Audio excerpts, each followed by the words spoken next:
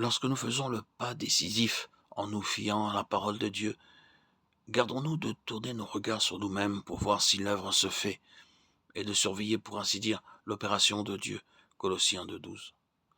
Tandis que nous nous reposons sur sa parole, l'œuvre s'accomplit dans les profondeurs de notre être, par les soins du Tout-Puissant opérateur qui habite en nous. Si nous commençons à questionner « suis-je mort avec Christ ?» ou « ne le suis-je pas ?» il doit attendre jusqu'à ce qu'il ait pu nous amener à détourner nos yeux de nous-mêmes et à nous appuyer de nouveau sur la parole seule. Attendons-nous à ce que l'adversaire nous dispute chaque pouce de terrain? Le diable n'est pas mort, bien au contraire.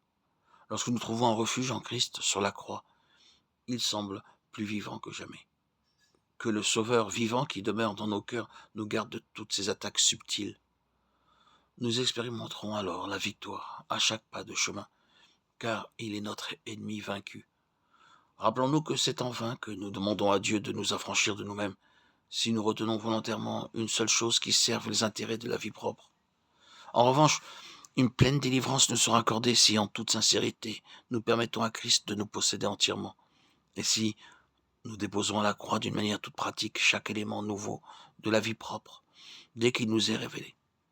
Nous ferons bien aussi de nous souvenir que la méthode de Dieu à notre égard est de ne pas permettre qu'une épreuve nous soit enlevée avant que nous ayons cessé de nous regimber contre elle. Par conséquent, il nous est plus avantageux de dire tout de suite « Oui, Seigneur, en toi je place ma confiance. Oui, Seigneur, tu es toute mon espérance. » Pour terminer, la fin que le Seigneur nous accorde, Jacques 5,11, est la vie hors de la mort.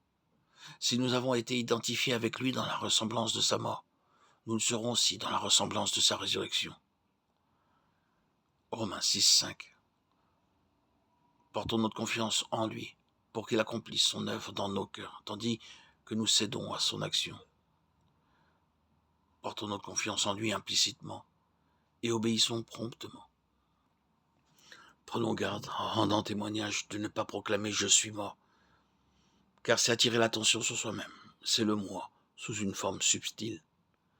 Parlons du Seigneur et de tout ce qu'il est, mais c'est à lui de rendre témoignage de ce qu'il a fait pour nous. Accueillons aussi avec empressement toute critique. C'est ainsi que nous apprendrons à mieux nous connaître nous-mêmes, ce qui nous poussera à chercher une délivrance plus profonde. Par ce moyen, notre vie extérieure ne tardera pas à être rendue conforme à notre vie intérieure, et notre conduite ne risquera pas d'être en contradiction avec notre profession de foi. Gardons-nous de dogmatiser sur les vérités spirituelles.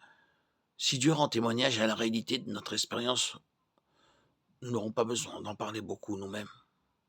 Ne recherchons jamais les expériences, mais abandonnons-nous entre les mains de Dieu afin qu'il agisse à notre égard comme il lui plaira, nous conduisant dans le chemin qu'il jugera bon pour nous.